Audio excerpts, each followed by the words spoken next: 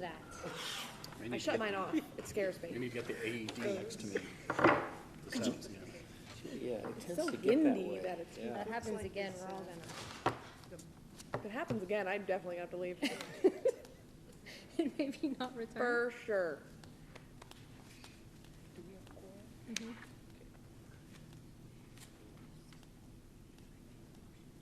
I think, I can't hear. It's my bad ear. It's the weirdest thing, Donna. Both my ears are bad. Yeah. We'll I put have just father's two ears that are are bad, the rest are fine. Just these two. The other ones are good.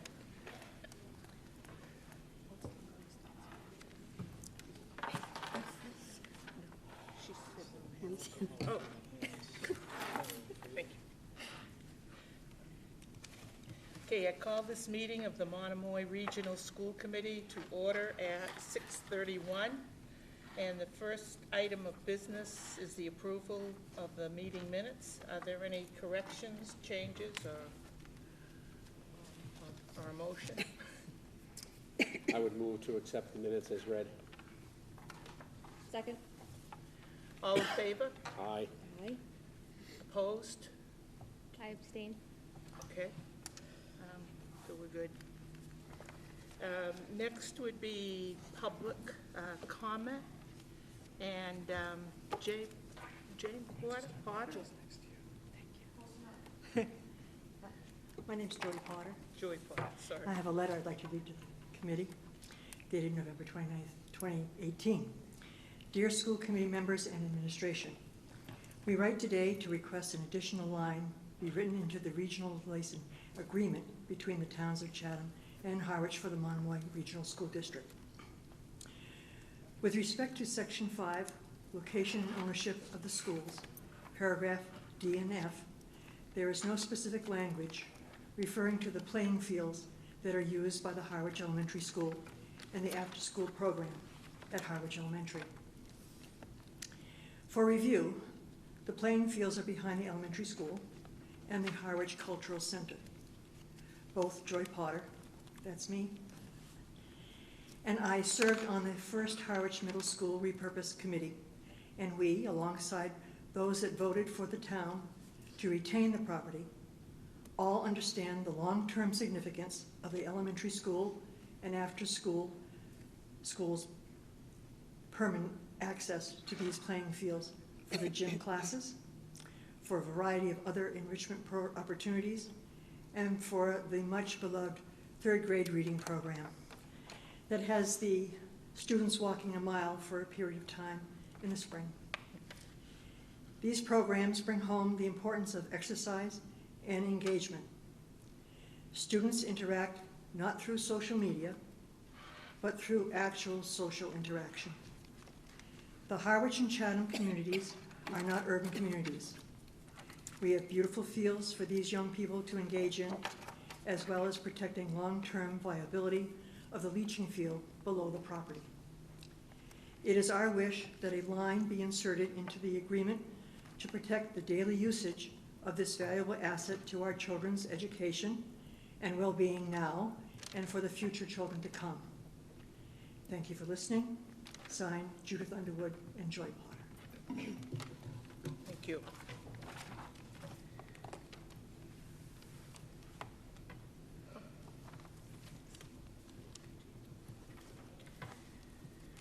All right, next item on the agenda would be recognitions. That would be me.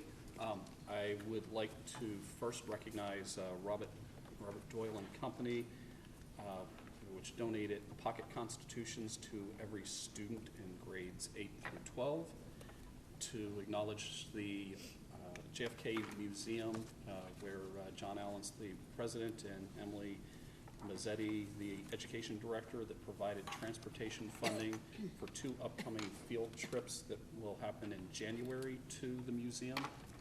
To the Art of Charity for a grant of $2,000 to help bring Historia Antigua to the middle school, and at Harwich Elementary School, we have Harwich Elementary will be hosting a parent university on November 14th, or hosted a parent university on November 14th to promote home use of RAS Kids for reading and math IXL, which is an online way to differentiate learning. Harwich Elementary also had a check-in, check-out mentor program that was recognized as an exemplar program in the Northeast Positive Behavior Intervention and Support Conference. Nancy Barnett, our school psychologist, presented the HES mentor program at the conference as a model for other schools. And lastly, we would like to thank the Harwich Recreational Pickleball League that they had donated $400 worth of pickleball equipment so that the school district can have more indoor games and see us have more pickleballers here in town with that. So thank you. Thank you. And student representative.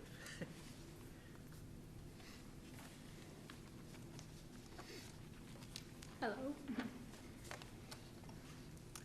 Although we had a few days off during the month, November was as busy as ever here at MRHS. At the end of October, on the 24th, Mr. Alexander's AP Government class, as well as his Kennedy Years classes, took a trip to the John F. Kennedy Presidential Library and Museum in Boston. They participated in a program discussing the Massachusetts governor race, civic discourse, and specific issues facing our state and country. The students worked in small groups with other students from schools in the Boston area, took a tour of the museum, where they saw many historical artifacts, including JFK's desk from high school. On October 31st, the Marine Science class deployed 3 ocean drifters to track the currents in Cape Cod Bay. The data that these drifters will be used by the Wellfleet Bay Wildlife Sanctuary to predict where cold-stunned turtles will wash up. While out on the boat, the class actually spotted and rescued a Kemp's Ridley sea turtle that had been cold-stunned or was in a severe state of hypothermia. Also on October 31st, the Creative Writing Club, Sanskrit, traveled to Harwich and Chatham Elementary schools to read stories that they had written and illustrated to students in the kindergarten and first grade classes. On November 5th, the entire 8th grade class took a trip to Boston to walk the Freedom Trail. They made connections with what they were learning in their civics classes, as well as the novel they had read in English, Johnny Tremain. On Thursday, November 8th, it was a very busy afternoon here, with both the Senior Citizen Turkey Dinner and the second annual Mr. Monomoy competition taking place. The turkey dinner was hosted by the Interact Club and the peer leads and culinary classes, who helped cook the yummy meal and serve the senior citizens. Later that evening, 13 students took the stage in an effort to impress the judges and win the title of Mr. Monomoy. The students earned points in several different categories, including Best Smile, Best Costume, and a special talent that they had wanted to showcase. At the end of the night, Isaiah Stafford was crowned Mr. Monomoy, and Jamie Ruthier was voted People's Choice winner for captivating the audience with his basketball skills.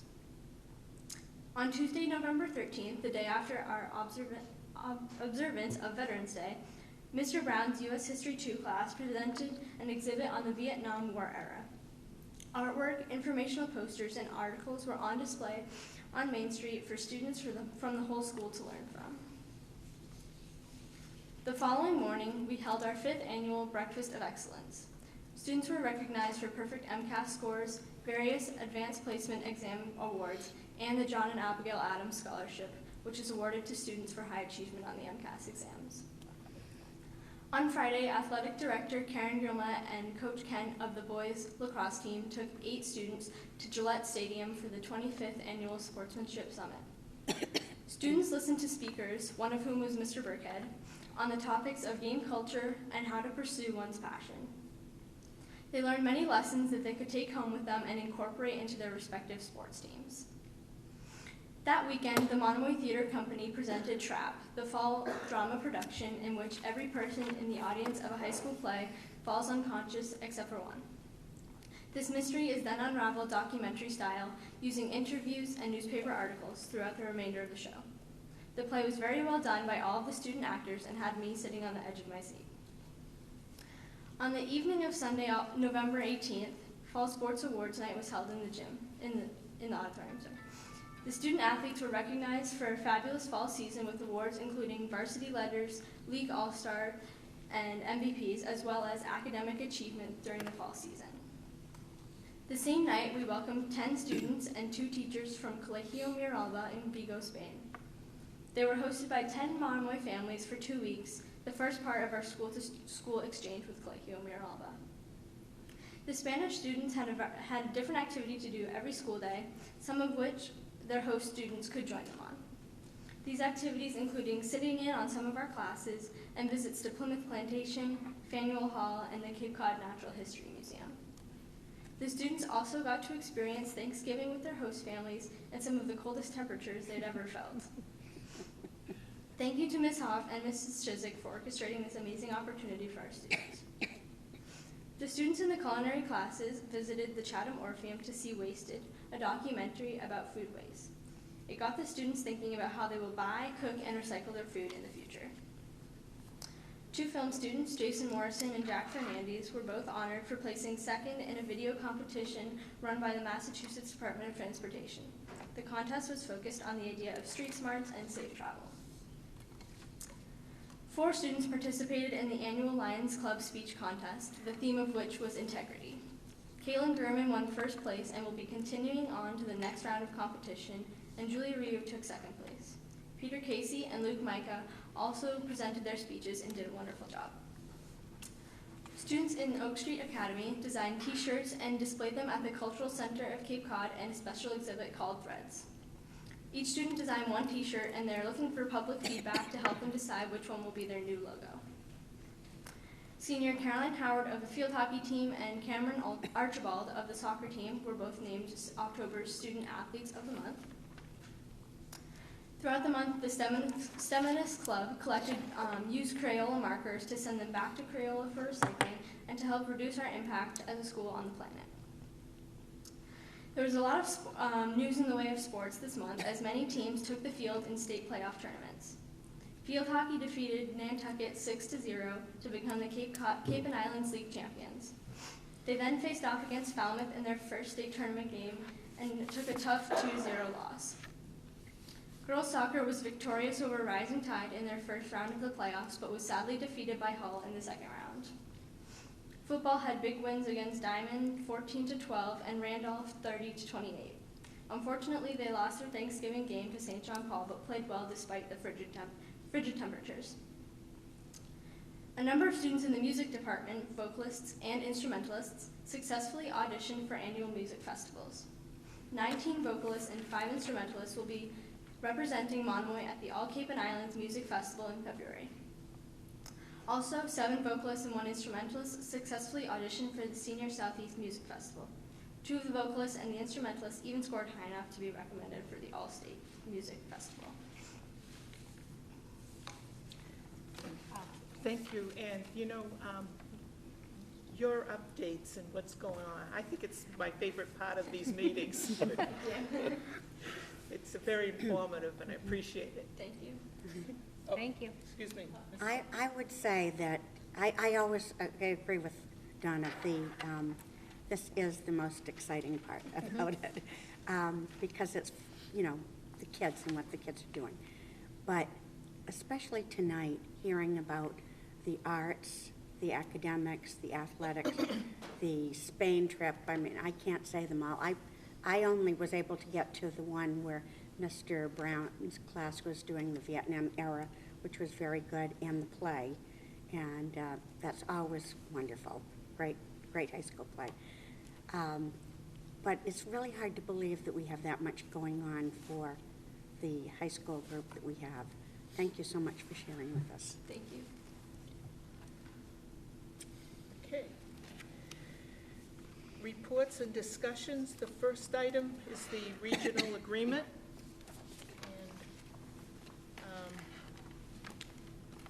And we need to take a vote, but yes, Sharon? So I have a question and a comment. My question is, I think it's on B, weighted voting. Just a clarification. It says in here that the town of Chatham and the town of Harwich, the reason we have weighted voting is the size of the towns. It was my understanding that it was the size of the student population, but I'm not sure if it matters, but it might. So that's my question, if anyone has an answer.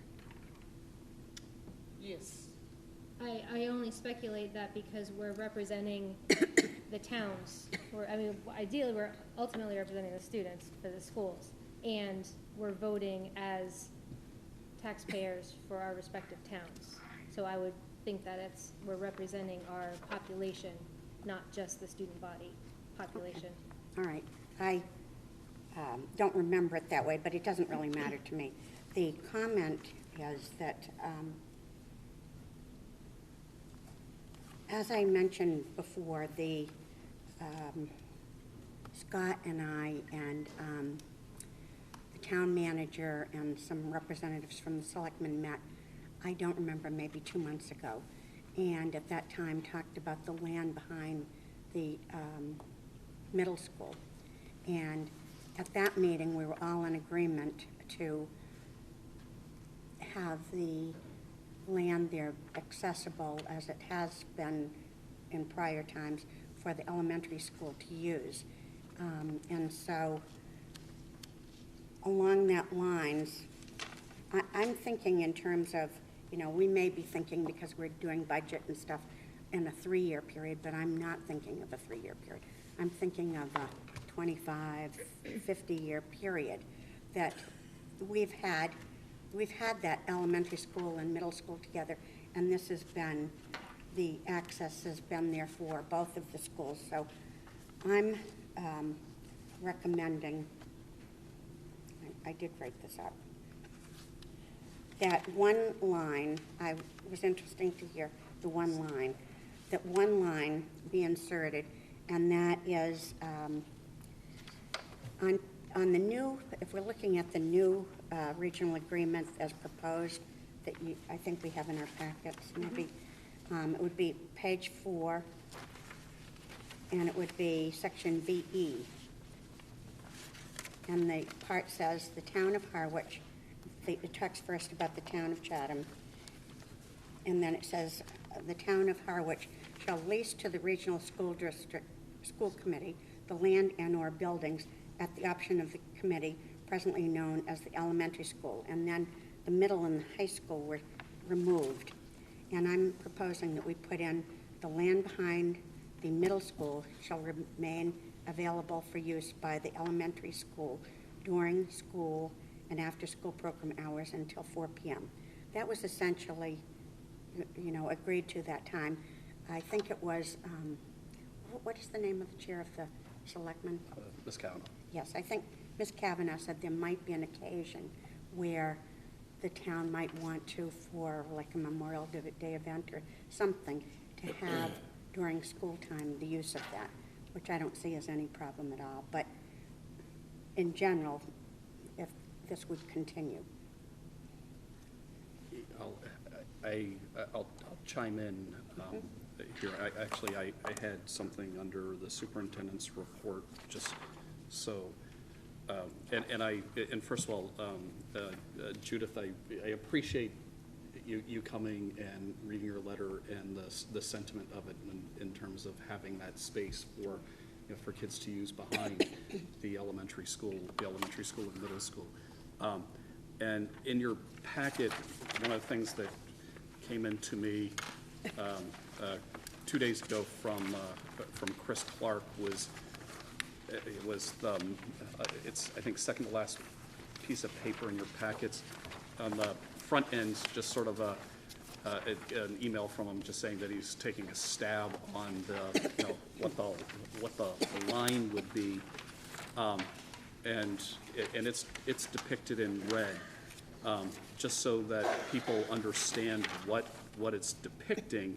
It's basically showing the line shortly after the basketball courts that are over there, that there would be a line that would go roughly north to south that would have the bulk of the fields that are baseball, softball fields would be retained as the town's land, and that the basketball courts and playgrounds would be retained is the school district's land.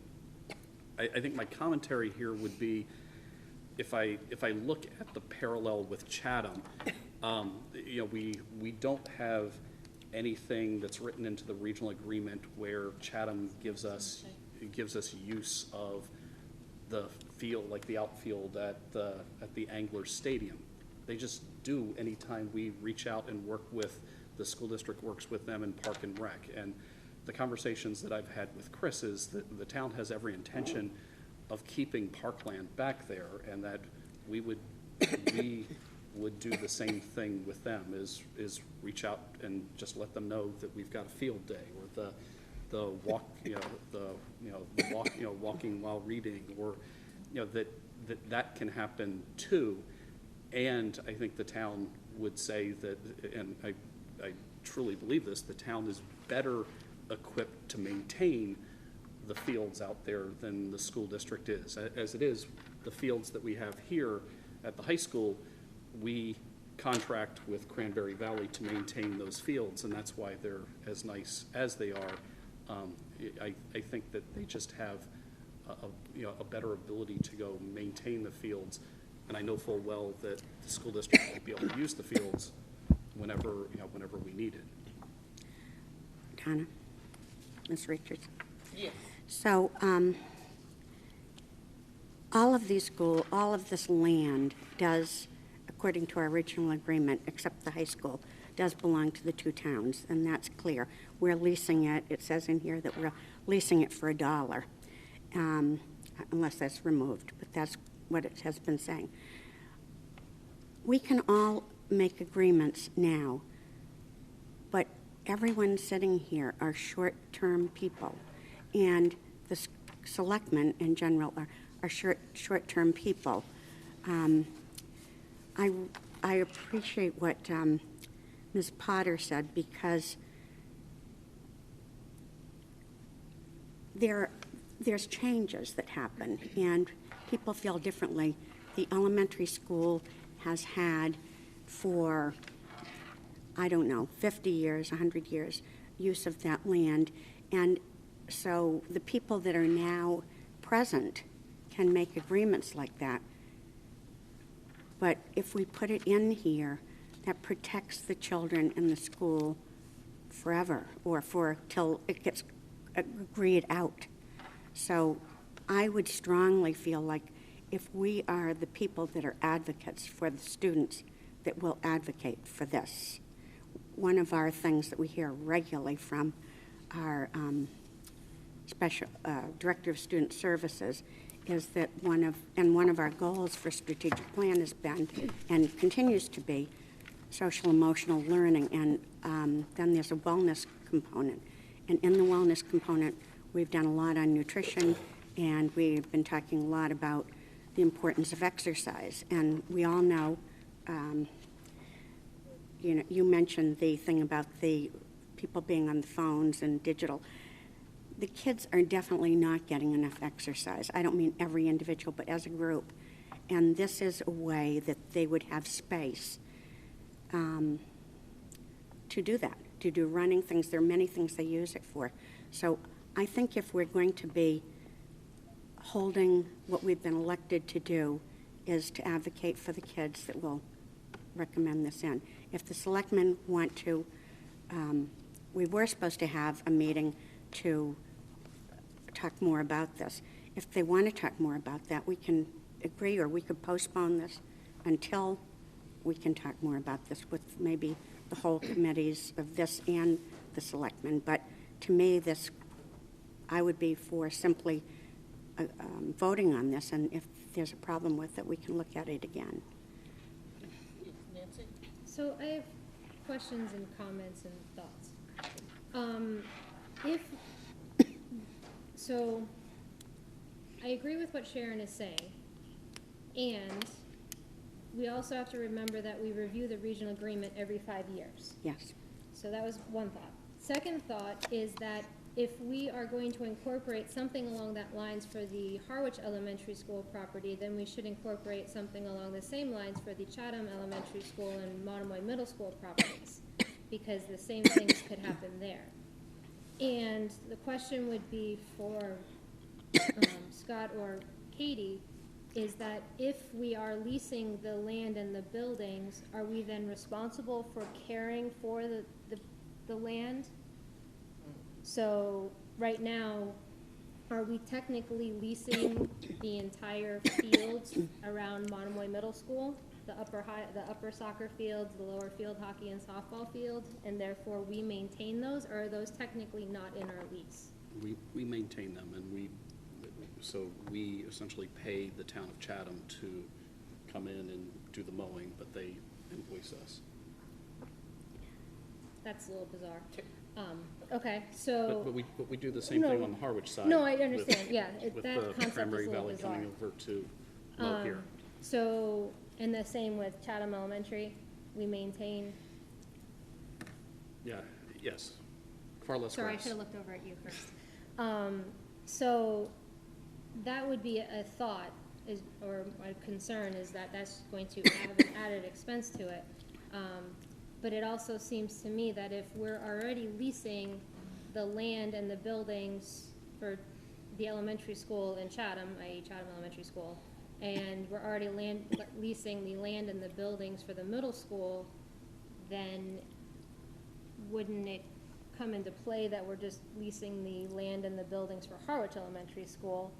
And is that where that red demarcation line is trying to form? Is that would be our land and building lease? Right, so that's what I guess what has come from the town manager as a request that the select board is suggesting this is, where that red line is, should be the property boundaries between the school district and the town.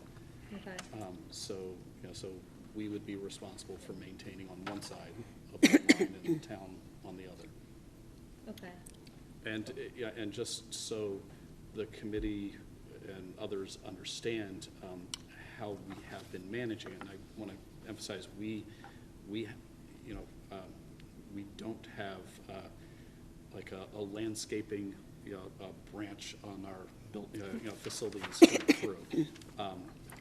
The way that has been maintained, what's really on the other side of that red line is the Harwich Chatham Little League has been using those fields, and we have engaged in an agreement with them that we brought to the school committee a few years ago to have them care for, and they've been doing some minor field improvements.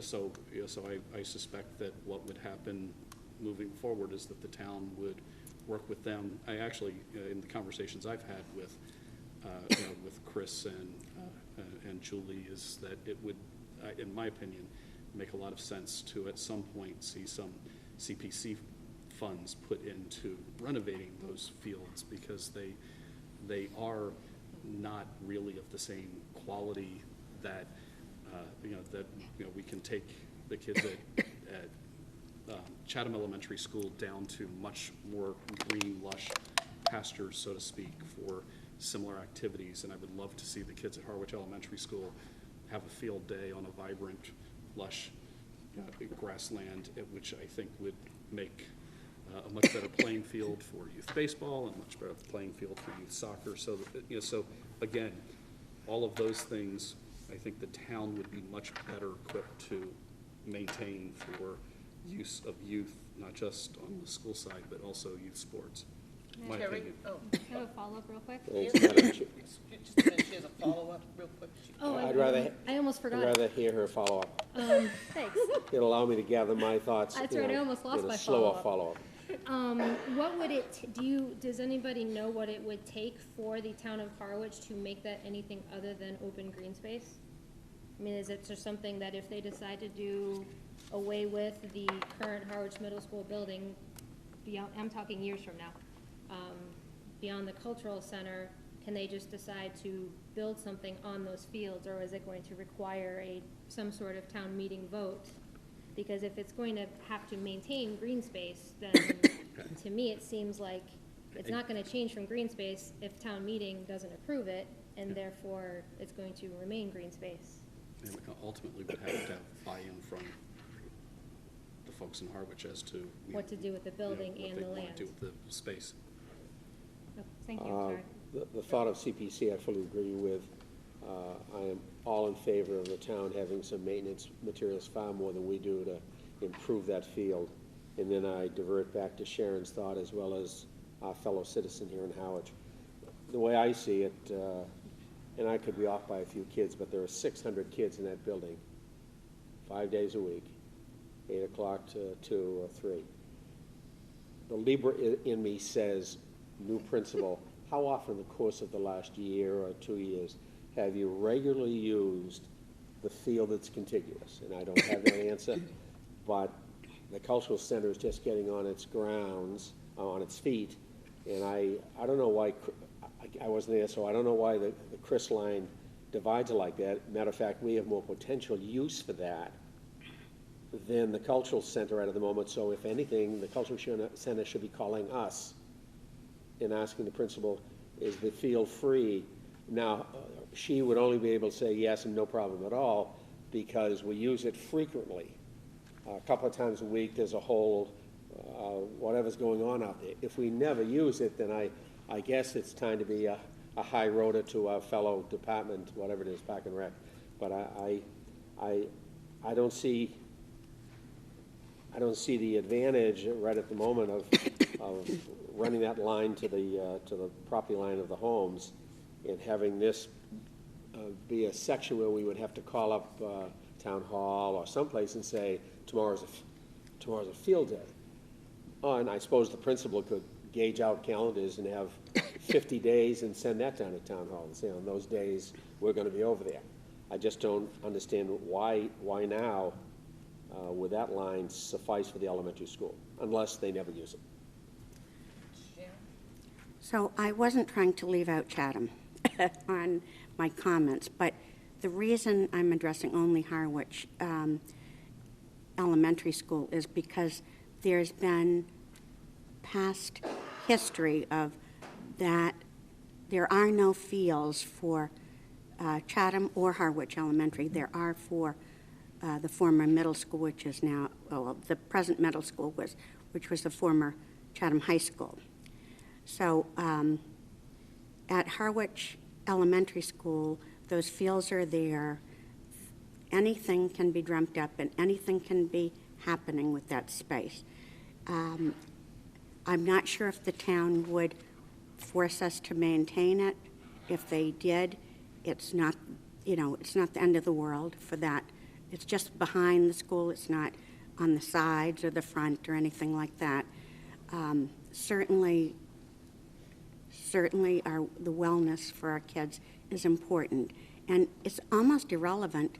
I know that has been in use every year we've had any principal there, but it's almost irrelevant if it has or hasn't been used in the last year or 2 years or whatever, because what we're talking about is the future and what we're going to be doing for wellness. So that land is right there. It's only for us to continue, and I'm not trying to do anything about hardball with the town.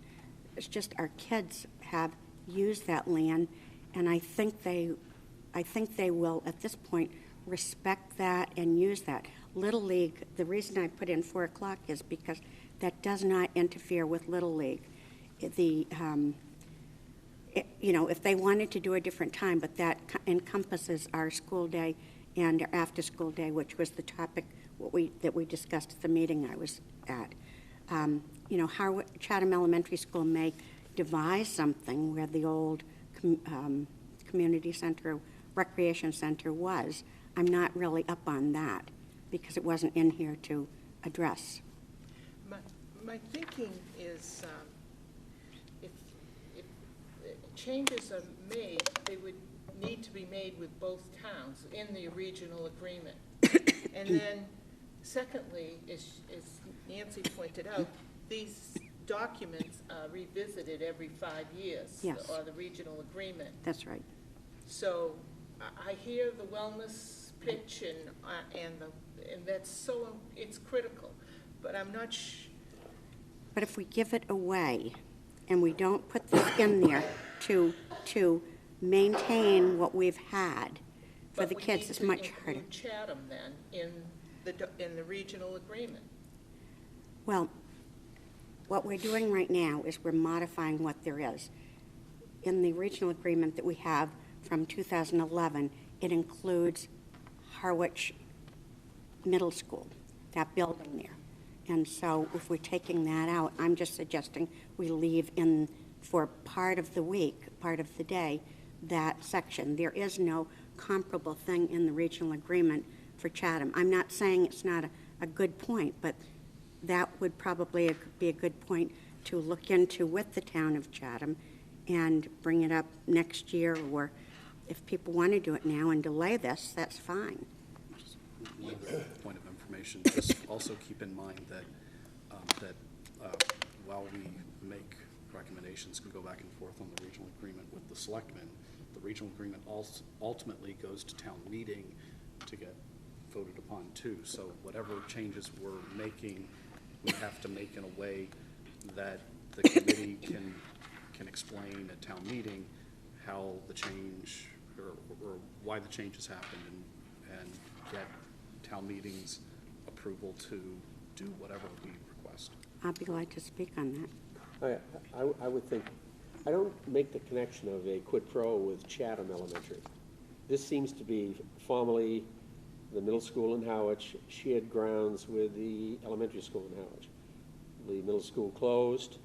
The rest of the property, I'm assuming, has been used now and again, whatever, by the elementary kids, besides their little playground that probably needs to be improved.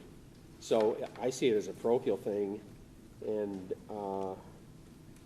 you're right about town meeting. I would feel very confident selling the idea that playgrounds belong more often to a kid's school next door than I would to a future cultural center.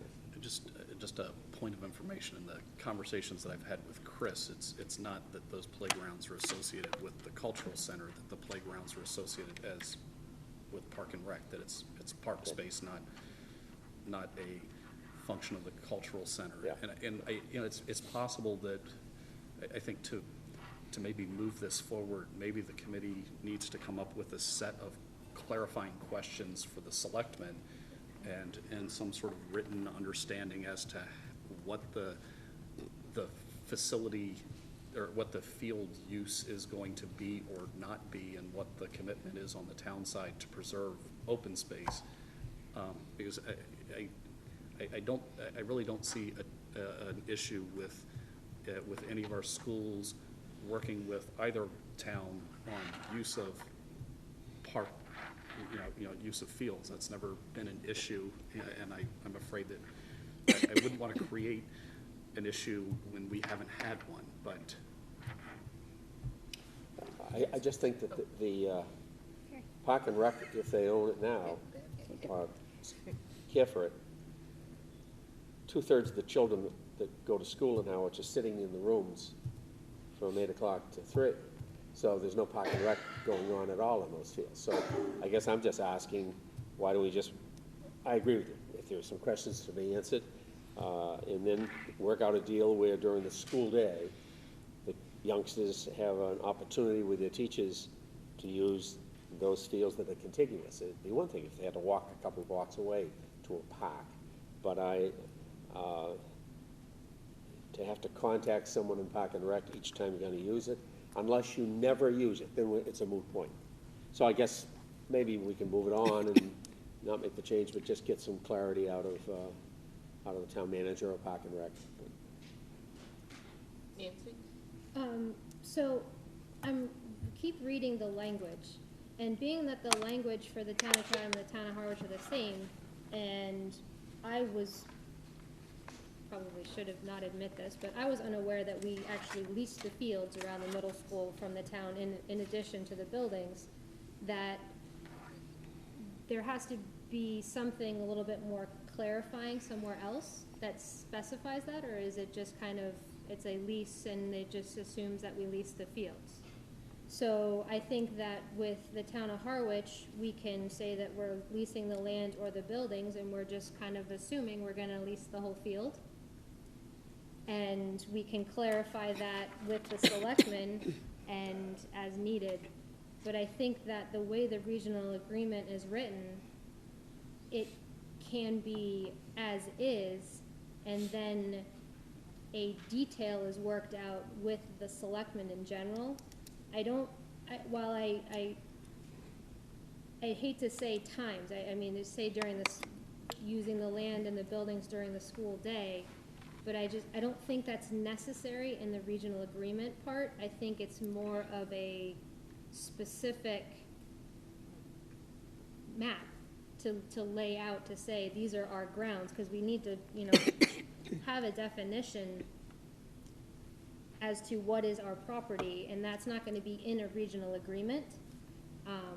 So I think that the language as is in the agreement is satisfactory enough, and then a clarification needs to be done with the selectmen, and it can be done on an annual basis if necessary, to say, just to remind you, this is our lands for the elementary school, and this is when we use them, and this is how they're maintained, and this is what's gonna be done, kind of with the Little League.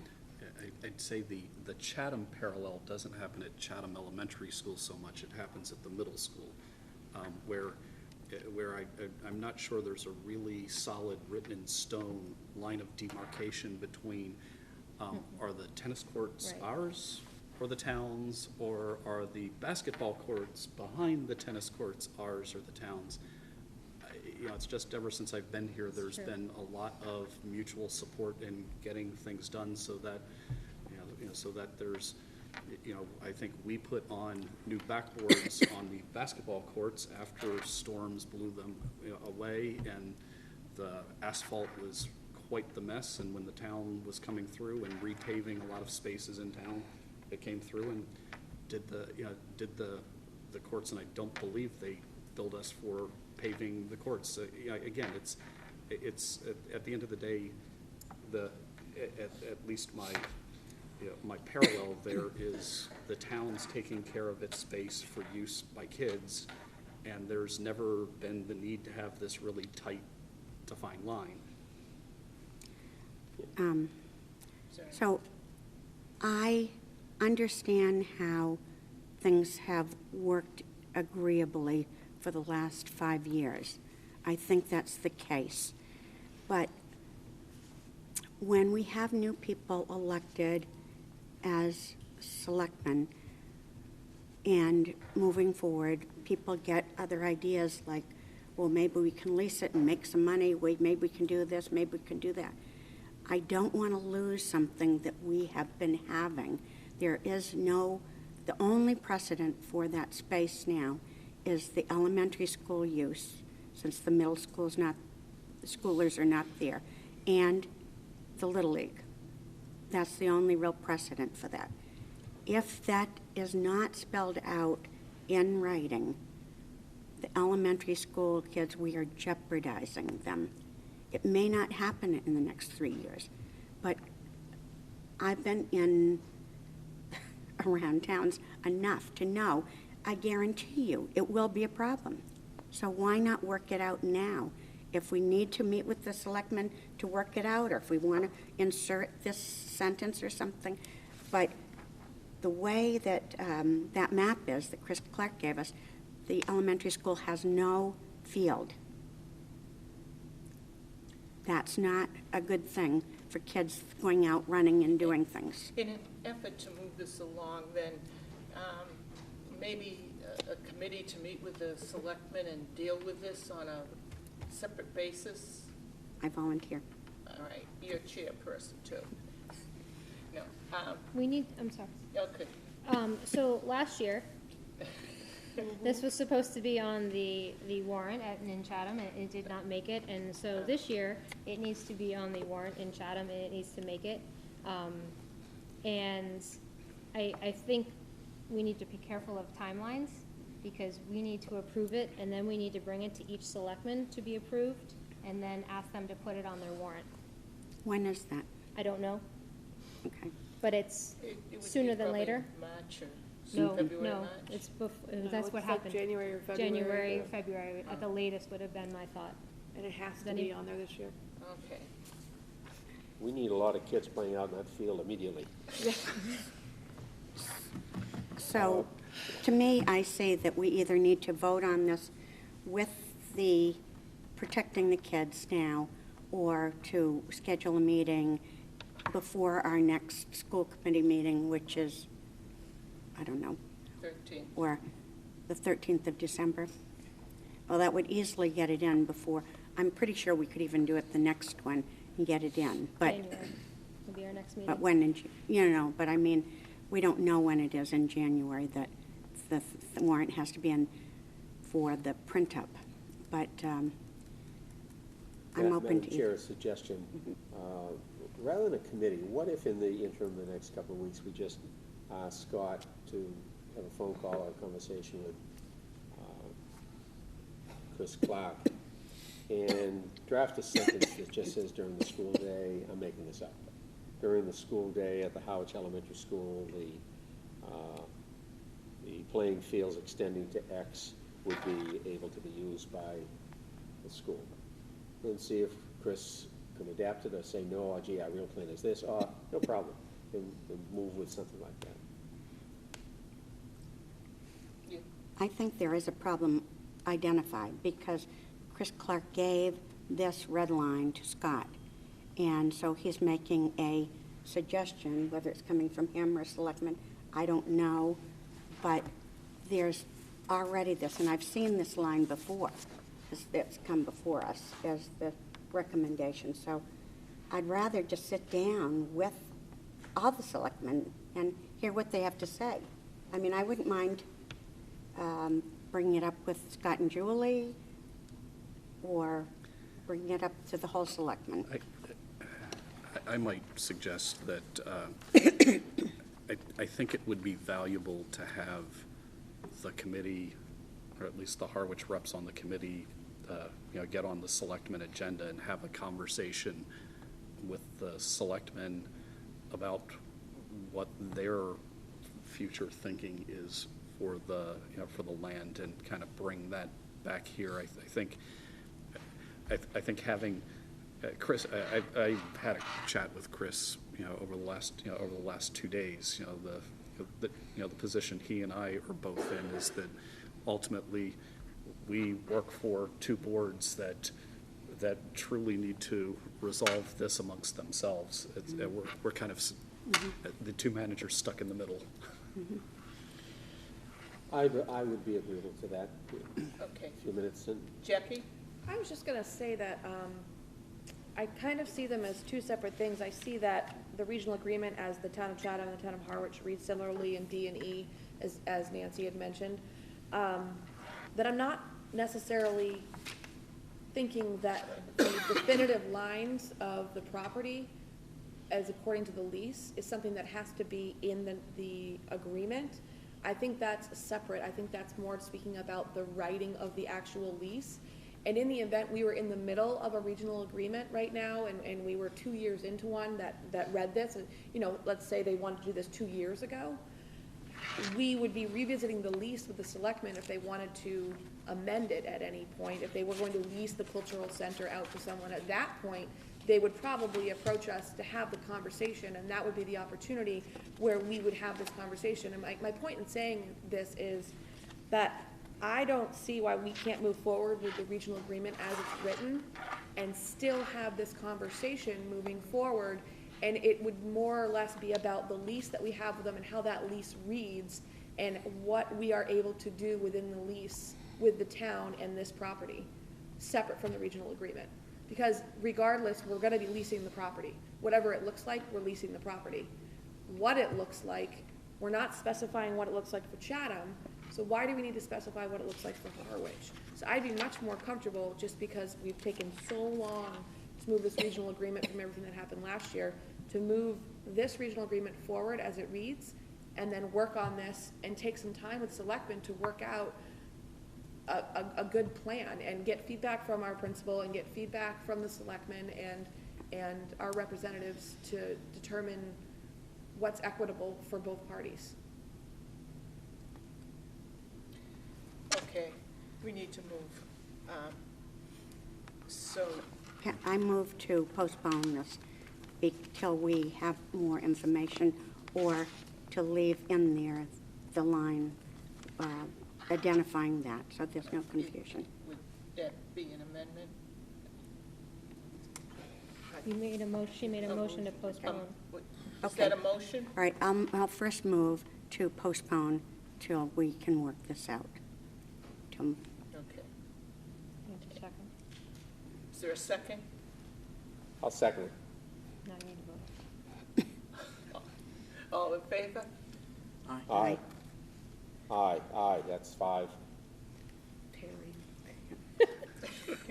We gotta get ourselves Okay, a sense opposed? of humor. Nay. Nay.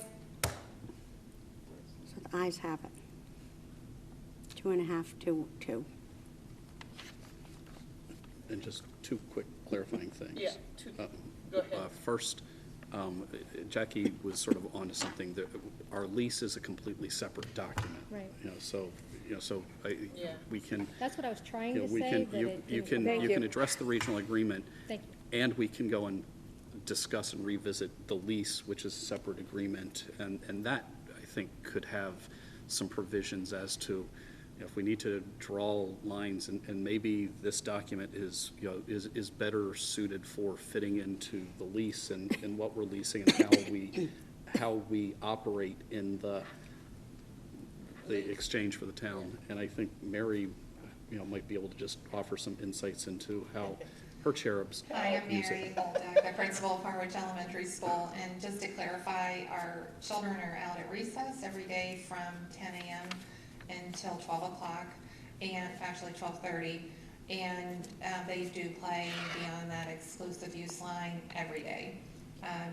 Organized ball games on the Little League fields, not so much every day because they're only out for 25 minutes, but they do play soccer and run and play beyond that line every day behind the cultural center.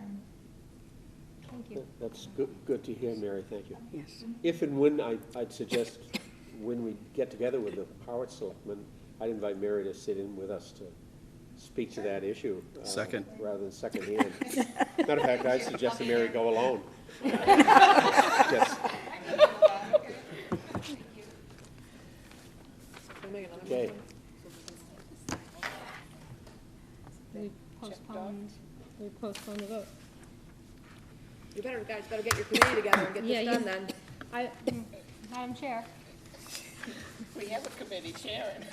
can I Get it make going, a Sharon. request to try to get this going so that we may vote on it at our next meeting? Yeah. So moved. Oh, I don't know. So Sharon, you're gonna get us the information we need about leasing, or I will meet with this? initiate that, and I will ask possibly Terry, since he's the, or maybe Don and Terry, to join me if they'd like to have a meeting. But, you know, it's up to you whether you come, but Yeah, I can't before the next meeting. I'll be there whenever it is. Well, you gotta make it, so you're gonna be there whenever it is. Yes. Well, Whenever they I tell would- me, I would just I'll strongly clear my suggest getting schedule. on the selectmen's agenda a Yeah. week from Monday. Good luck with that one, Okay. too. I can make that happen. Make it happen, Scott. Okay. Here's my agenda. Okay. Strategic plan update. Ta-da. All right, so I'm going to have Joy come up and just sort of project and describe what we've put together so far. So in your packages, there's a draft that there's some things that we still need to finalize with the Strategic Planning Steering Committee, but the first half of the action steps are done for the first 2 strategic objectives, and then the last 2 sections in this, we put it in place just so that you can see it in its entirety, and we'll be sort of projecting this on Monday, when hopefully, knock on wood, we have our last meeting of our strategic planning steering committee to finalize the wording and the action steps for the second two strategic objectives. So I'll turn things over to Joy to kind of sort of walk you through the document a little bit. Hi, Joy Jordan, Community Engagement Coordinator. The goal with this was to take that sort of unwieldy spreadsheet document that had the strategic plan draft and put it in something that was a little more readable, a little more accessible for the layman to understand, and also to create a document that would give a nice overall picture of the district and the schools within it for perhaps people that don't have any affiliation with the schools and don't know anything about it. So it's kind of some high-level data, some high-level information that gives a nice feel about the things going on in the district as it leads into the meat of the actual strategic plan. So I'll just scroll through. If you want me to stop and zoom in on anything, just let me know, but you have hard copies in front of you, so this is just a quick overview.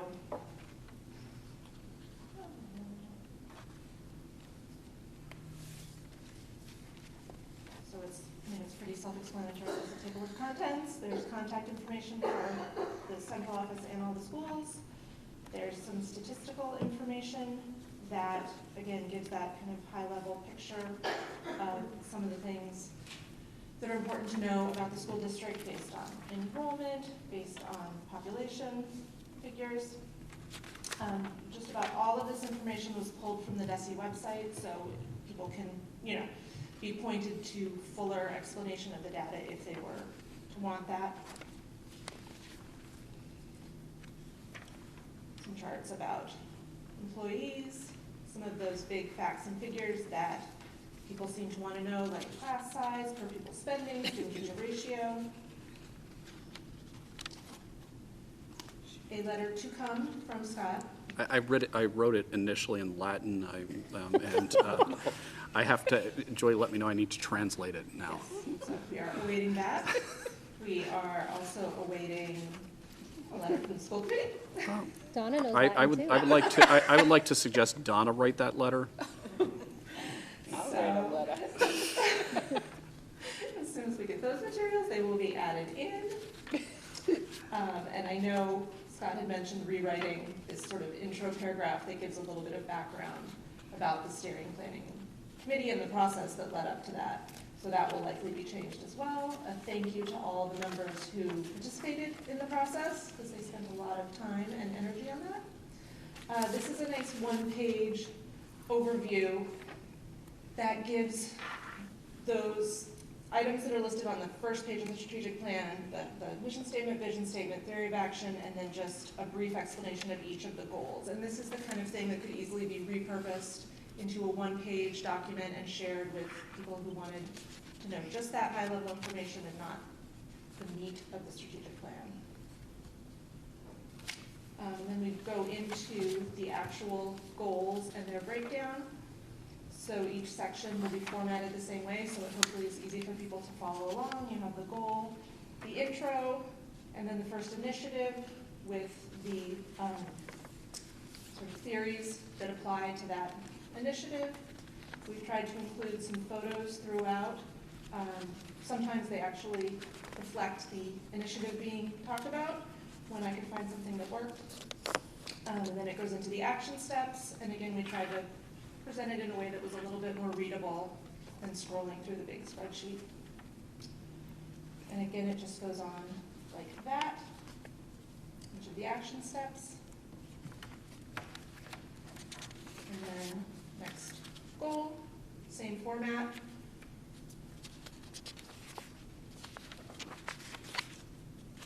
And that's pretty much it. And then we get to the third and fourth goals, which are mostly done, but still we'll have some changes to the text. So if you see anything alarming in those sections, do not worry about that part. And Scott also has the final wrap-up that he needs to submit for this, and that will just be sort of, here's the next steps from this big document. Lots of information. Well done, thank you very much. Thank you. I like it. So if you'd like, I could spend a few moments or a few minutes going over the first two strategic goals and the action steps that the committee has discussed to accomplish that and give it some context. One of the things that we, that we wanted to make sure that we did is look at what are the action steps that are needed, how we're going to measure or how we can tell if we are making headway on those steps, and a timeline that we see over the course of the next 3 years on achieving that. So the first strategic goal is to expand community engagement and partnerships. That has the page with Officer Massey and the elementary students. So the major initiative there is, or one of the first major initiative is to differentiate family engagement, to improve partnerships with families of underrepresented students. We looked at the action steps there would be to first develop strategies and alternative structures of communication to engage underrepresented families with particular emphasis in better reaching our English language learner families. What we looked at as probably a key way to go about this is to create a targeted parent advisory council that would be really focusing on parents that are English language learners, parents that are in our socioeconomically disadvantaged group, and bring an advisory council of parents who oftentimes we're not seeing at curriculum nights or school events, and hear from them how can we better reach their community of parents, and hopefully develop some envoys within the Jamaican population or the Brazilian population within our two towns to help bring those families more into the school.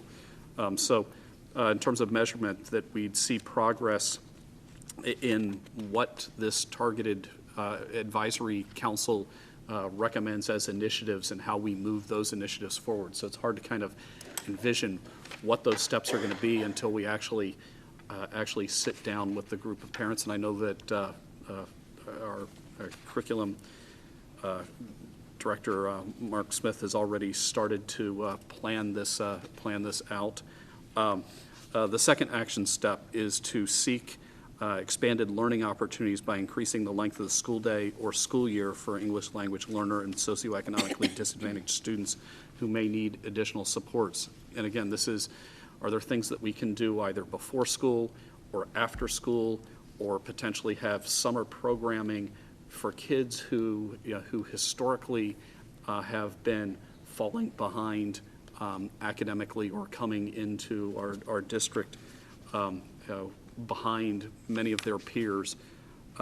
Again, timeline is, or the measurement would be that in coordination with the Curriculum and Instructions and Assessment Director to develop school-based programming that provides additional learning time for identified students. And there's a timeline in terms of review the programs we have this year, explore ways that we can put them in place and build it into our budget, because if you're talking extending the school day or extending the school year, we're going to need to have some staffing to do that. Well, you have to go build that into your budget to make it happen. Third action step, improve the way our schools celebrate the achievements of students often underrepresented with awards, and include their families in these celebrations. And again, I think that last piece on including their families and really doing a lot of outreach to make sure that that we're celebrating students, but also getting the families that that we're not seeing at award ceremonies there. And again, the schools, in terms of measurement, the schools can report out ways that they are celebrating the unique achievements of underrepresented students, and report out the outreach that they're having with families, as well as the success of getting the families to these celebrations. Action step 4, leverage community connections and technology to provide a more equitable access to learning resources, such as access to the internet from home and the availability of appropriately challenging reading materials. Some of this is, thinking at the elementary, middle, and high school level, how much access do the students have, to technology at home? I know at the high, in grade 8, our students actually take home their Chromebooks, but do they have an internet connection? I mean, the Chromebook, the Chromebook is not that useful if it doesn't have the internet connection to connect the students to the web and to the learning resources. So are there things that we can do? And I know that Jim has ways that he can help parents connect with, with affordable ways to get, to get internet resources at home. And are there things that we can do to make sure that we're getting reading materials that are appropriate at the age and skill level to, getting those into homes as well. And again, measure this with, what sort of outreach we're able to do through Jim as our technology instructor, and also with Joy and the work that she's doing to make sure that we, we're hitting those families, and then look at how else we're able to leverage partnerships. But we see that as we can on, for some of our students, actually look at when and how they're accessing the the school's information, or using their Chromebooks, so we can use some of the technology to to sort of assess our kids using the technology at home, who's using it, if they're not using it, why and why not, and work on other methods to go and collect data to assess who might need these supports. The last one is to explore approaches and successes of districts that have hired specialized staff with flexible schedules to work with parents outside of the school day. There are some school districts that have hired one or more individuals that, that will work with families that, that typically aren't well connected with, with the school district. This is really saying, let's go look at models that are working out there, and then look at, is there a model that might work and be applicable here? Do we hire someone that might be a social worker who who has an ability to connect well with a community of parents that currently aren't connected with us, and help us provide school home bridging and support? So again, that would be exploring the alternative approaches in the upcoming year. Find that appropriate model, and then that's something, if you're hiring staff, you'd have to make sure that you're building into a budget. Well, just a question, as you look at the models, is there some like concrete criteria that you're looking at that will identify whether it's a successful model or? Well, I think we would just have to see what's working and look at look at school districts that have someone like this, and how are they measuring the success. Okay.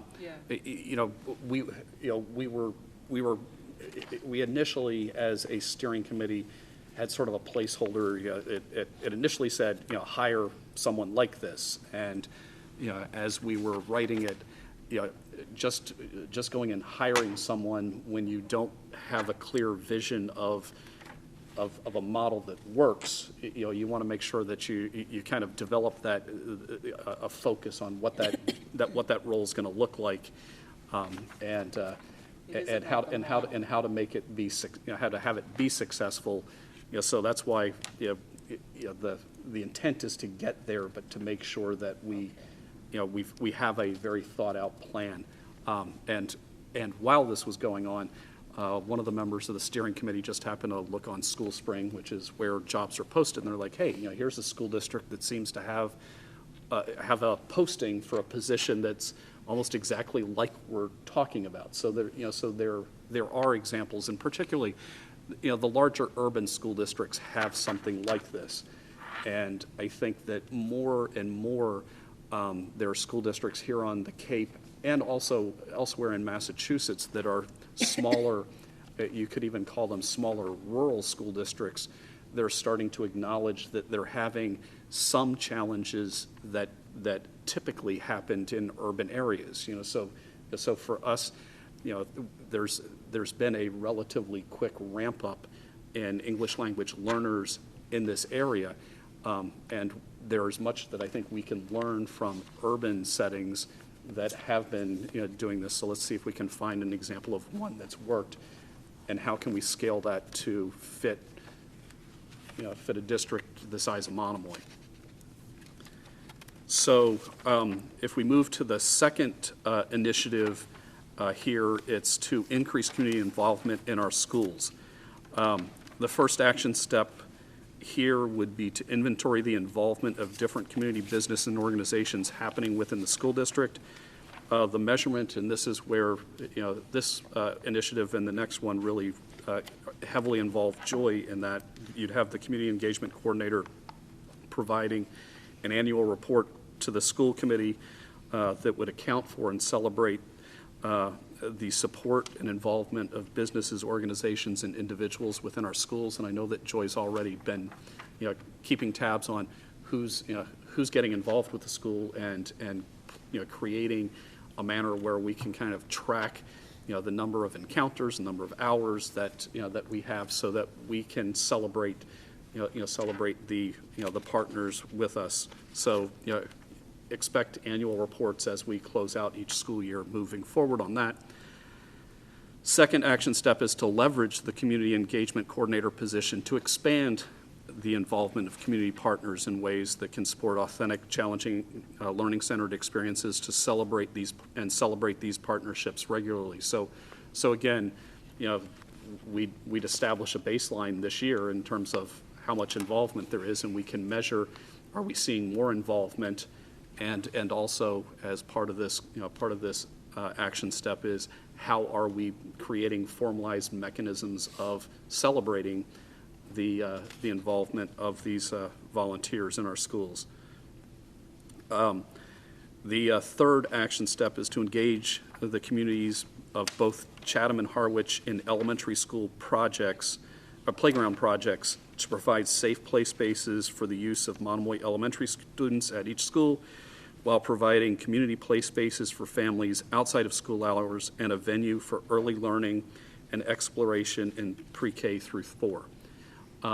So here is just an acknowledgement, and we have already been talking with our town managers and finance directors, and sort of radiating the conversations out with the elementary principals and the school councils.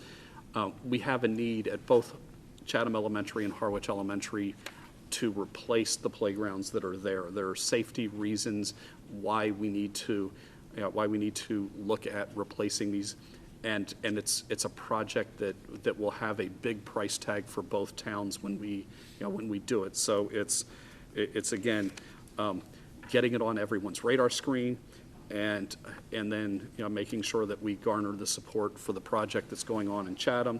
And the project in Chatham is just a little ahead of where we are in Harwich. That's why you see on the timeline there's sort of a Chatham first, followed by Harwich. As a brief interruption, that fits the bill with our previous conversation regarding Mary's playground project. So when Sharon attends the meeting, I would highlight, matter of fact, I would bring this to all 5 members of the board and share action step 3. It's tongue in cheek, but I really see it fits in, so it's not coming out of left field, so to speak. You're on a roll, aren't you? You're 2 for 2. Keep going. Yeah, I've been in Boston today, so. Rubbed off. Sorry, Doctor. So the next strategic initiative is to expand service learning Service learning being opportunities where there's student volunteerism within the schools, and also opportunities for students to move outside of the schools in terms of internship, community service, or different different student projects out in the greater community.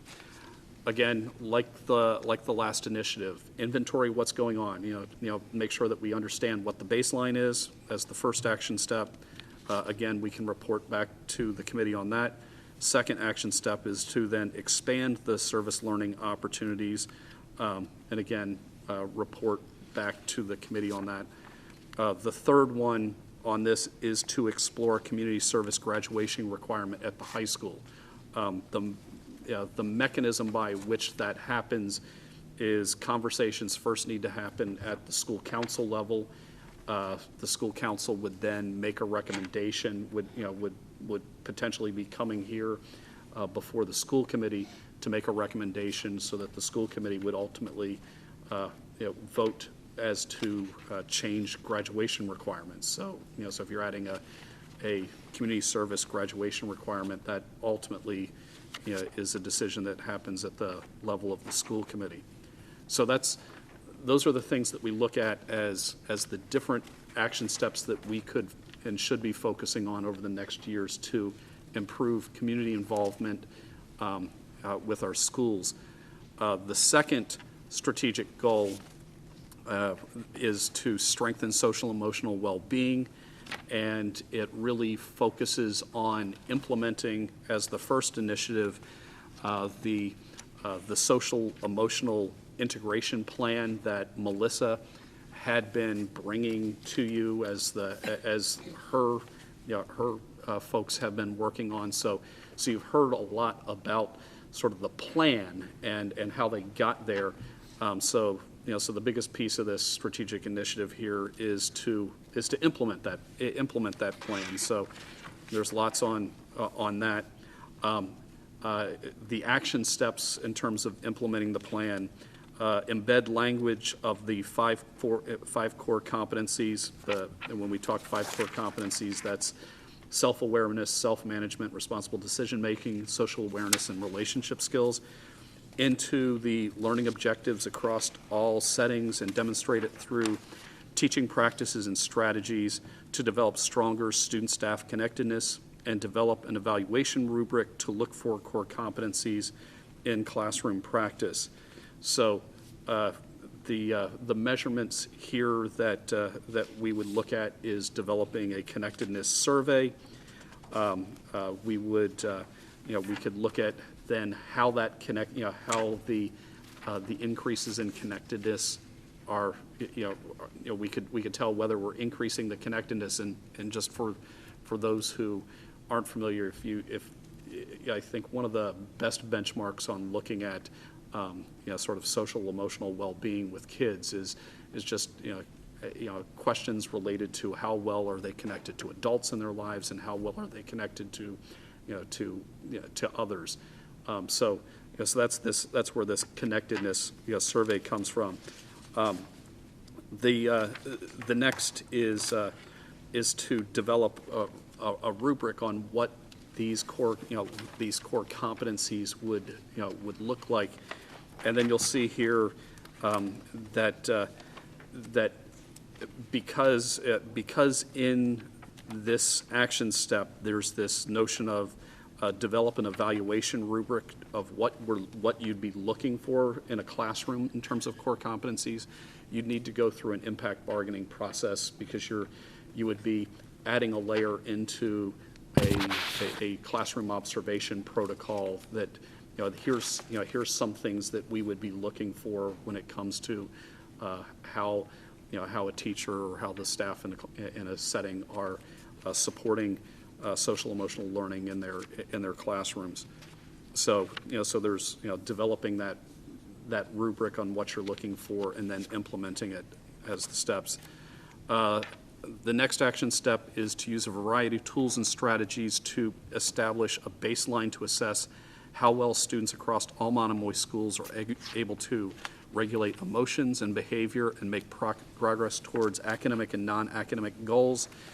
And again, this would be developing protocols to, to assess these behaviors, establishing a baseline, looking towards how we're making headway on student emotional regulation and behavior. And then I credit our committee member Joe on this next initiative in terms of, I think, really helping us as a steering committee make sure that this is on our radar screen and solidly in the strategic plan. I think I thought that Joe brought it up quite nicely. I think some of the things that we do really well here at Monomoy is the school climate and the school culture that has developed in our buildings. And it's not to lose sight of what we're doing well. And just because we're doing it well, it doesn't mean we shouldn't emphasize it in a strategic plan and try to do what we're doing well even better. So that's really what comes under this strengthen climate and culture. So it's not looking at climate and culture in our schools as it's lacking.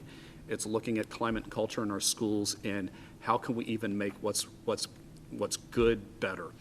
So the first action step here it parallels somewhat that first initiative that was very student-centered and is looking at how students are thriving within the climate and culture of a school.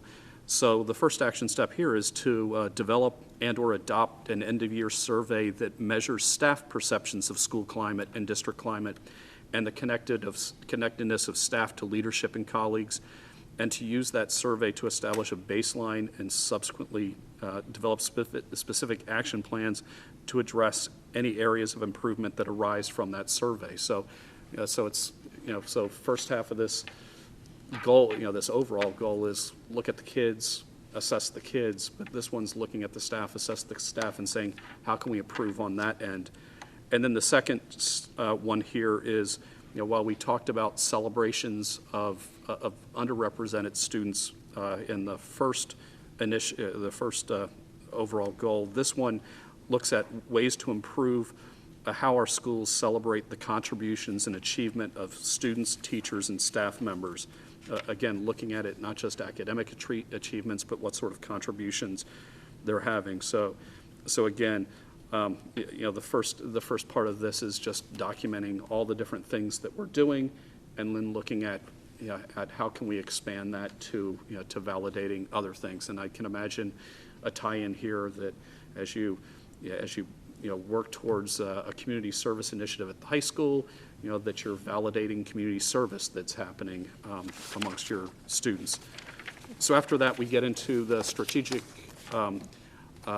goals 3 and 4 in the subsequent pages. I'll stop there because as a steering committee, we still need to go through and fine-tune the wording, but it's there for your for your reading enjoyment. I imagine that the wording will largely stay the same with some minor semantic tweaks as we debate this back and forth on Monday.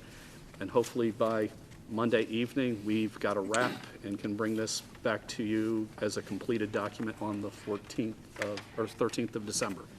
Yes.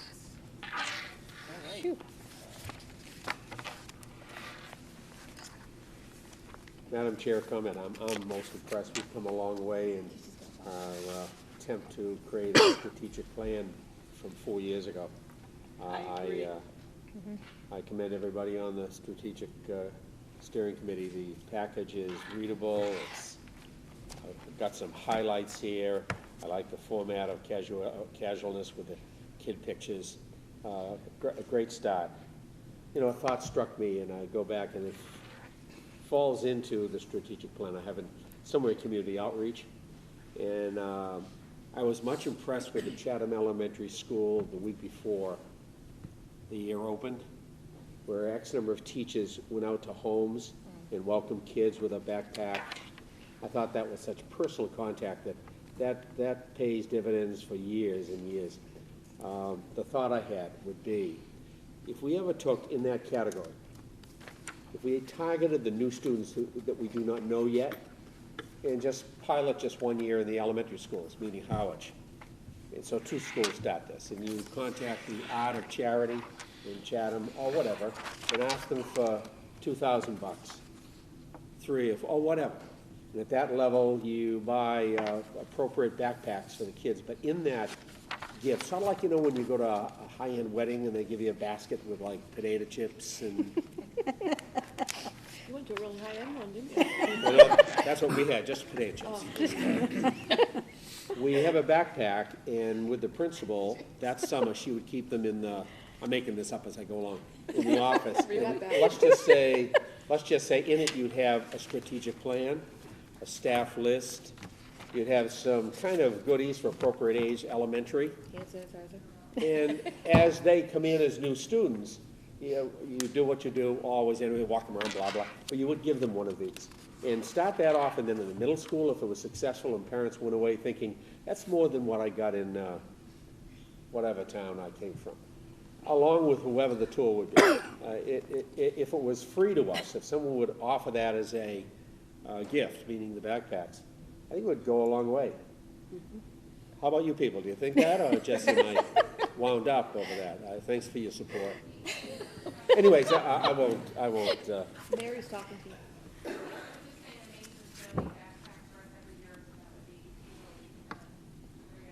Yeah. That's the only great idea I've had today. Potato chips. It's a good idea. The potato chips would be a big hit. Okay, Joe? Thank you for allowing me to go on. Joe, it's yours. It's always a danger following Terry. It's one reason I sit quietly in these meetings. But one point as a question or something for future consideration, relatively minor, relating to strategic goal 1 on page 11, action step 5 at the bottom of the page. There's a reference to hiring specialized staff with flexible schedules. Again, I'm on page 11. And I recall that much of the discussion at the meeting regarding specialized staff included the idea of bilingual staff, and we all seem to feel that was important. Does the wording here of specialized staff address the issue of bilingual staff sufficiently? Is it something that will be understood by parents who read this? Is that something that will be remembered in years to come? Or do we need to add the language? I think we could have a friendly. First of all, is my memory correct? Because I think we could have a friendly edit that could be specialized, comma, potentially bilingual staff, comma. Yeah, it Yeah, might be hard to that's get fine. bilingual, but that's a good preference.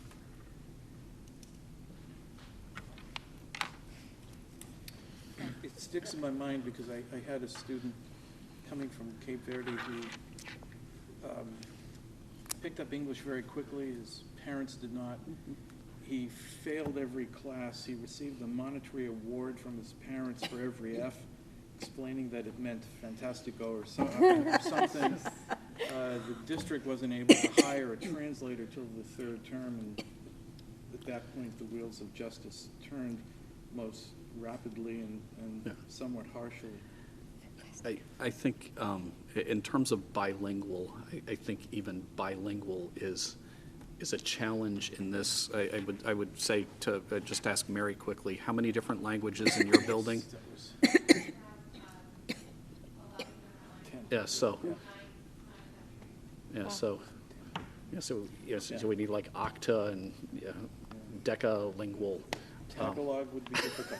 I understand. But I think That was the I think the importance is that somebody who has experience in a multicultural setting, and so, but I think we can get that in there for you. Since we're bringing up this topic, I know for like IEP meetings, we have to get things translated for parents How often do we use translators or have the need to use that? We have a budget line for translators that I believe in our latest iteration, we've increased significantly, $15,000. Okay. So, Okay, next Restriction. item on the agenda are there any subcommittee reports? Yes. There is. There's a subcommittee report. So the finance subcommittee met last night. I'm on meeting number 3 for the week for Katie, Terry, Scott, and myself. We met for the first time for the FY20 budget, and it basically was a very high-level listing of the anticipated numbers that, based on last year's budget, what they would push forward to this year's budget, and kind of reviewed some of the principals' wants and the curriculum directors and the director of student services wants for next year. We are starting off by looking at a level staffed budget. It was one of the conversations that we had, as well as talking about what we should be looking at for health insurance increases. And right now, the placeholder that the town of Chatham and the town of Harwich are both using is a 10% increase. So the meetings that Katie and Scott have with both towns twice a month or monthly, you have meetings? Monthly meetings. That was what their recommendation was, so that all 3 of us are all on the same page with the health insurance increase. And again, it was very high-level discussion because it was only the first meeting. But right now, when we look at a all-in assessment of what everybody's wants and needs, I would consider it the district's dream budget. It is significantly above the 3.25% assessment increase, which is what Harwich has pushing us to have and what they can handle in their budget. So, And that's not including buying any backpacks. So, and no potato chips. And also there is a large increase for transportation as well, built into what we have, because I think they'll feed into Mr. Carpenter's next report. nice segue. You're welcome. Because we are looking for a new transportation. I'm sorry, and did I miss anything of consequence? good job, Nance. Good job. Thank you. Thank you. And I'll leave the timer. Okay, superintendent's report? Let's see, where do I start? I think you should start with the transportation. That was my segue to you. I'll get there. So just kudos. I know that Ms. Davick brought up the trap, the student play. I enjoyed the play that the kids put on here. It was very Twilight Zone-esque. I'm still trying to understand what was happening during the play, much the same way that I would leave myself scratching my head after many Twilight Zone episodes. I also really appreciated the stalwart Monomoy fans who went in sub-zero wind chills to the football game. I had a nice time talking to Miss Oldeck's sons who were like, oh yeah, Mom stayed home to go cook the turkey, and I'm like, yeah, I don't blame her. But yeah, it was a great game. They didn't win, but it was one of those games that I think people will remember, not just for the game, but just how cold it was during that game. I also want to just bring up a sort of an announcement and a thank you. I received an email from Steve Caffrey, who has resigned from the school committee, and I just want to thank Steve for his time that he put in on the committee. And I know that a lot of times as a parent and somebody who has to put bread on the table and everything, it's life takes you in a lot of different directions, and I know that he has gotten a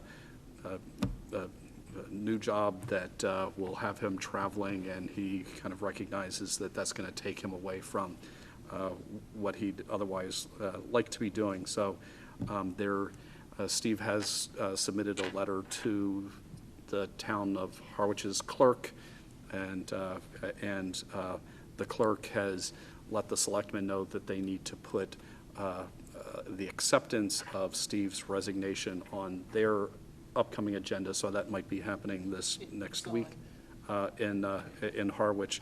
The process is the selectmen would then post an opening and invite interested parties to, or interested people to, to express interest in being on the school committee, and ultimately the Harwich members of the school committee would meet with the Harwich Select Board, and there would be a joint appointment of the person who would then fill out the remainder of this year, and then it would be up for election in the spring of this year. Am I correct in all of that? So I have a question on that. Yep. I'm up for re-election, not this May, but the following May, and Steve came on when I did. So would that be appointment for So a year from the May? The appointment is, they're appointed until the next election. When the next election happens, sorry, Madam Chair. Yeah, please do. When the next election happens, they are then elected for the remaining term left on who they're replacing. It just happens to be 1 year. So whoever applies and is appointed will have to run in the spring, and then if they want to continue again, they will have to run again the following spring, because that's what Steve's term was. Okay, so let me get this right. So whoever would be appointed or elected by this committee would be from now for like 5 months? Correct. And then the remainder of his term, the next year, somebody would have to run for that. Okay. Correct. Because I was just trying to see, because I know we're supposed to be staggered. And That would it'll still make it remain staggered. Okay. It just so happens that he will have 1 year, he would have had 1 year left on his original term. Okay. Sorry. all right, no problem. And now back to the segue on transportation. So as Nancy mentioned, we are in search of a new transportation vendor for our busing for our students. We had hoped to come here tonight and bring to the committee a recommendation of a transportation vendor to recommend that we engage in a contract with them to provide our busing for this coming September and beyond. Unfortunately, we ran into the same challenge we did earlier in January. So in January of 2018, the Monomoy Regional School District went out to bid for transportation for our students, and the bid was for a 3-year contract with 2 additional 1-year options. So it would ideally take us from July 2018 to June 2000, that would take us for 2 additional years. The bids were open back in January 25th, and it's a very clear process that you use in procurement. So it was at 2 p.m. The sealed bids were opened. The challenge is we did not receive any bids in January for a contractor.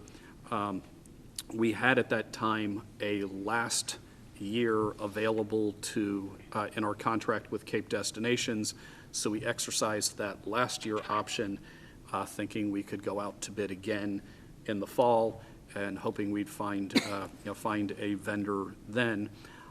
So we exercised our last year in our contract with Cape Destinations for this current school year. This November, we again went out to bid for transportation, posting for a 3-year contract period with 2 additional years. The bids were open yesterday, the 28th at 2 p.m., And again, for the second time, we received no bids for a vendor, including, Cape Destinations, our current contractor, did not submit a bid.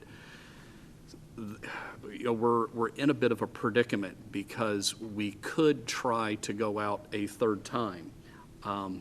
By the time we go through the posting and the bid process, if we are in a bind and have no vendor then, we've then lost 2 months of time to potentially ramp up Plan B.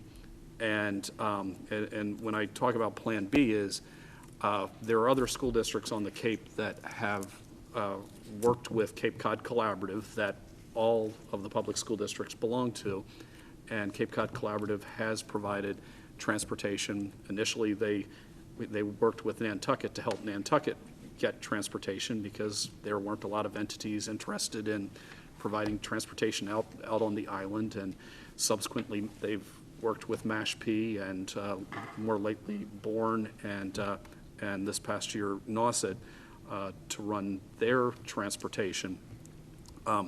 So our options are go out one more time. If we have no bidders, we might not have enough time to secure buses and drivers for September, which is, sort of the Armageddon scenario for us. Alternatively, is to start now working with Cape Cod Collaborative to secure buses, to secure drivers, and to have that time to make sure that we're ready for September of 2019. My recommendation is that the school, with the school committee's approval, is to have the district work with Cape Cod Collaborative to provide our transportation services for next year, and to give Katie and I the green light to start that process with them.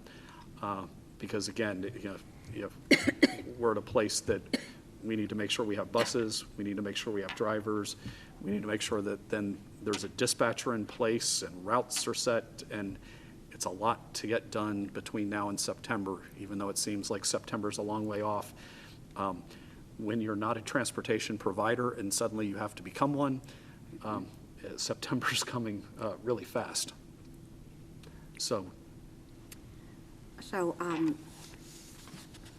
it sounds sort of like we don't have much choice, but I'm curious about if you know what their rates are compared to what we've been used to.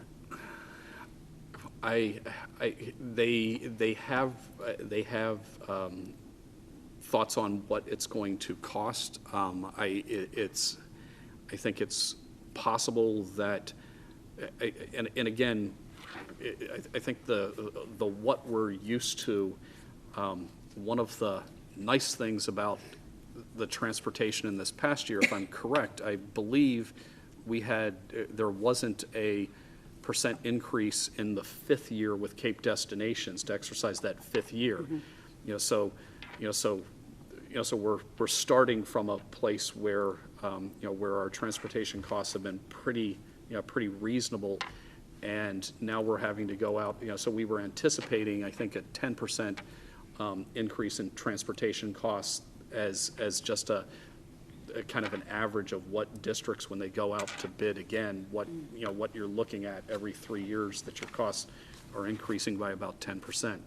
It's possible that that the cost with Cape Cod Collaborative might be a little more expensive on the front side, and that's because we'd have to go out and work with them to secure buses that currently don't exist, and after those buses get paid off over a number of years, your transportation expenses drop off, because now it's kind of like when you buy a car. The car's expensive for the first 3 or 4 or 5 years that you're paying it off, and then you have this lull where it's a lot cheaper in terms of your transportation budget at home, because you don't have car payments until the jalopy gets to a point where it's time to buy the next car, and then it gets more expensive again. So So we, whereas if you're working with an existing transportation company, they've got a fleet of buses that they've already kind of got spread out there in their costs. So it's possible it's going to cost us a little bit more on the front side, and then out there in the horizon some better years. But at the moment, what options do we have? You got nothing. Would we need a motion for that? I would say it would be good to have a motion, and we don't have this on as something that we planned in the agenda because this was sort of new yesterday, and I would like to not wait till December 14th to get moving on this. I would make that motion, Madam Chair. Yep. To authorize our superintendent and business manager to begin negotiations with Cape Cod Collaborative for student bus transport for the coming school year 2018-19. 1920. I always prefer to go to, With chips. I'm seeking help, everybody. It's easy to, this isn't, No one in Boston could help him. thank you, Nance. Sorry. Correct the date. I was doing so well, too. You were doing 219 fantastic. and 20. I'll second your fantastic motion. All in favor? Aye. Aye. Opposed? How do you oppose that? Say motion carries. Motion to adjourn? Oh, no, I have one more thing just to, You have to say motion carries. Oh, motion carried. Thank you. Sorry. before we adjourn, it just, my last thing is just a little bit of an observation and an editorial. In the last 2 days, I have had 2 different teachers bump into me and ask me the same question relating to contract negotiations that just leaves me thinking that there is so much misunderstanding about what it is that's happening during negotiations, and it has me pretty concerned. And we have I had an email from a parent that clearly this parent is confused about what's going on and concerned, rightfully concerned. So I had Kat Smits from the Chronicle reach out, and she was just asking for an update on negotiations, and I spoke with her briefly. And I said I'm not going to talk about what's on the table. That's that I see as sort of what's supposed to be the sanctity of a negotiation process. But I did tell her I was concerned just about the perceptions that are out there. So here's my editorial that I shared with Kat. I'd say, I told her, I said, the signs around town insinuate that our teachers don't have a fair contract and are not being offered something fair. The truth is our teachers are fairly compensated, and the school committee and I are steadfast in wanting to keep them that way. The school committee and I understand that it's in the best interest of our children to keep educators here staying at Monomoy. And I said the sad thing about the contract negotiation is like getting an email that I received last night. And the email read, "Dear Scott, I hope this email finds you well. I'm writing tonight in support of the teachers. We are so lucky to have the most amazing teachers in this district, and they deserve a fair contract. I know you, just like me, take this matter seriously, and I appreciate all you do for our children. Please support our teachers. Thank you for all you do for our children." I mean, the parent's right.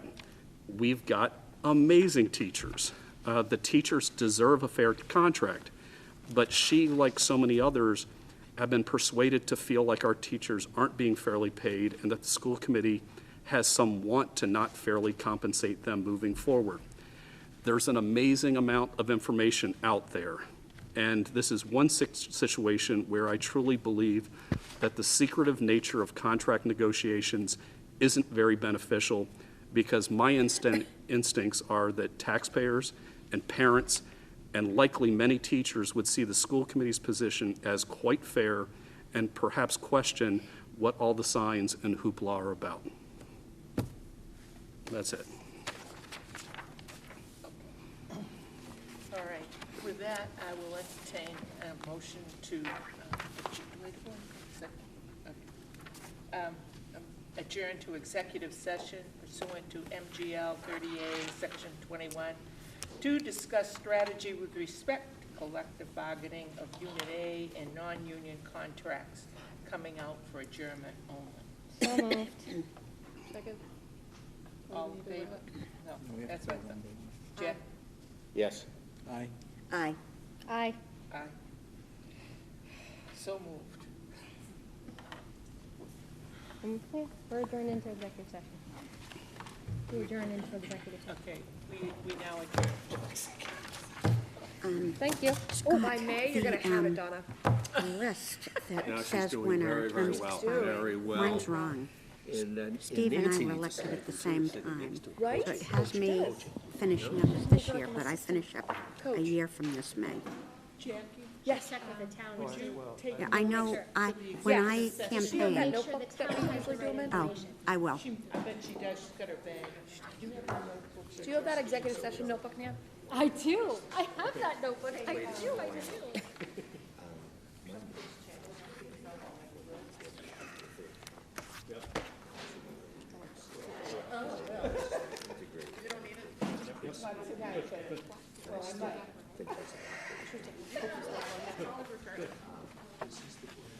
Thank you, Joe. Thank you for your input on the strategic plan. I really think that is important. I really do. Yes. Yes.